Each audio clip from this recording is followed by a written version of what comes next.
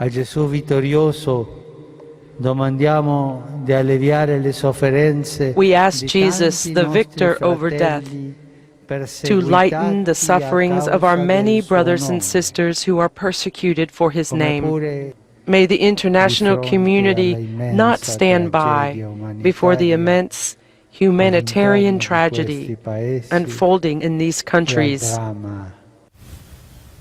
Well, that was Pope Francis at St. Peter's Square during Easter Mass this past Sunday. We welcome you back to America's Forum with Miranda Kahn, J.D. Hayworth. The persecution of Christians was a theme that ran through most of the Pope's speeches this past weekend, and he focused on how the world sits in complicit silence while members of the Christian faith are killed. So the question becomes, has the world in fact looked the other way as Christians are being slaughtered? For the latest on this story, we're very pleased to be joined by the former Vice President for Executive Projects and Media Relations, as well as campus pastor at Liberty University and the Chief of Staff for producer Mark Burnett. He's our friend Johnnie Moore, Skyping in from Los Angeles. Of course, Johnnie is also the author of the book, Defying ISIS. Johnnie, you heard the translation of the Pope's homily. Is he right? Yeah, he's absolutely right. And those two words he chose, I mean, these are carefully chosen words. Complicit silence. Silence is an action. And the fact is that the world hasn't reacted as the world could have reacted. And because of it, the situation is getting worse and worse and worse. We wouldn't have these attacks in countries like Kenya if the world would have responded more forcefully against those attacking Christians in countries like Syria and Iraq. And so I absolutely agree with the Pope. I thank God he raised his voice. And by the way, has been raising his voice. And by the way, he wasn't the only one over Easter weekend. In this country, 80 of the most influential Catholic and evangelical leaders signed a letter calling upon the world to do more and to do it immediately before it's too late. And why do you think that is? You mentioned the incident that happened at that Kenyan university. We heard much more about the attack that happened in 2013 at the Kenyan Mall. Yeah, and it's just a matter of fact that these Christian communities don't receive the same attention as the people shopping at an affluent mall in Nairobi.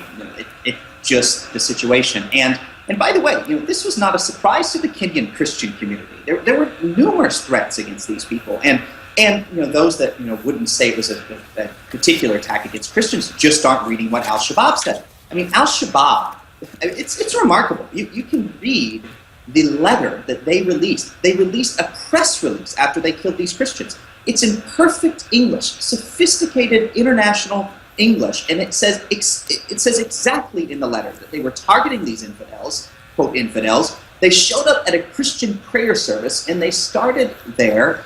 I mean, this is like a massacre of nearly 150 people solely for their faith alone. And why isn't the world in just like total unavoidable uproar? I mean, it's absolutely incomprehensible. It's a shame. It's a total shame. And by the way, the Christian narrative is the undertold narrative in all of these attacks. A year ago when Boko Haram kidnapped those 270 girls, and all over the world erupted the hashtag Bring Back Our Girls. What people don't really realize in many circumstances is that those were Christian girls that were forcibly converted. And the world went wild with that hashtag.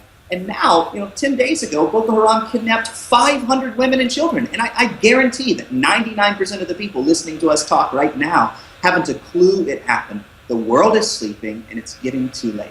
Johnnie, what would you say to people, though, that would say ISIS has killed more Muslims than it's killed Christians?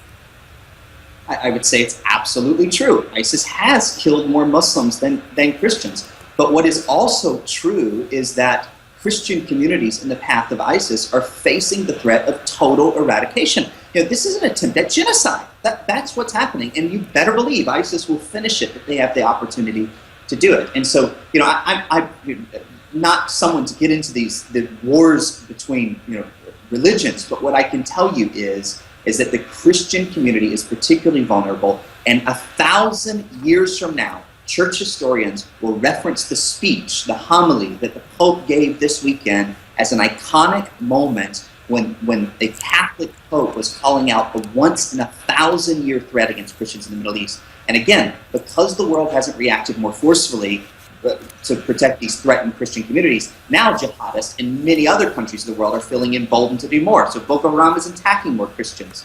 Al-Shabaab is attacking more Christians. The Coptics that were beheaded in Libya. And by the way, it was reported quite a bit a week ago that Islamic extremists attacked the Coptic community where they were going to build the memorial church in Egypt for the 21 Copts that were killed. But what wasn't reported is that in another of the neighboring villages, Islamic extremists attacked another Christian church. Now we're getting to the point where it used to be like a church was bombed or destroyed and it was international news. Now it's just another one a day, and the world isn't paying attention to it. I mean, it's like we've passed Kristallnacht. We've gone past all the evidence that all this is happening, and now when you have Newsweek magazine putting it on the cover of their magazine that we're facing the eradication of Christians in the Middle East. I mean, normally when Newsweek reports about Christianity, it's to say things like cultural comments like God is dead, or that faith is going away. But even Newsweek, even 60 Minutes, everybody's recognizing this is a crisis. It seems like everybody's doing it, except for the United States government and European governments, and only those who can really, really stop this threat and provide security for these people. Johnny, only about 1:30 remains, and it's if only refreshing people's memory. You mentioned ISIS, and back last August, ISIS took over a northern Iraqi city, referred to often as Iraq's Christian capital, forced thousands to flee.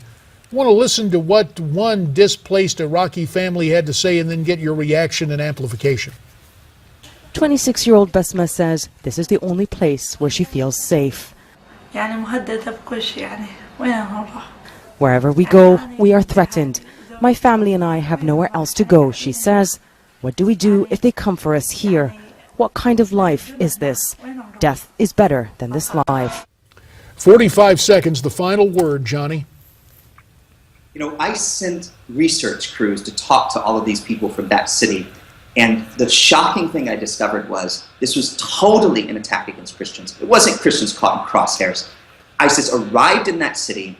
They started yelling in the streets, where are the Christians? Should we behead the women or the children or the elderly first? It was a total attack against this community and all of these communities in Iraq and Syria that have had continuous worship for 2,000 years are under threat. And now the fact is it was successful. There are no Christians left in Mosul. There are no Christians left in Qadr, and most of the villages in Nineveh plain, they were long gone. We will have to end it there. Johnnie Moore, you have our thanks. The name of Johnny's book, Defying ISIS.